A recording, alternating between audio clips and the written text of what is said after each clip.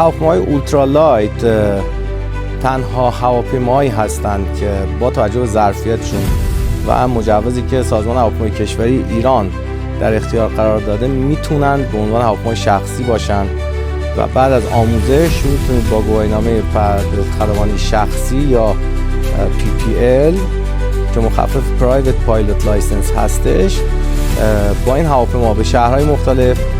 سفر کنید. مثلا سفر 3-4 ساعته به سمت شمال رو با این هواپیما حد اکثر دیگه ظرف مدت 1.5 ساعت میتونید به انجام برسونید.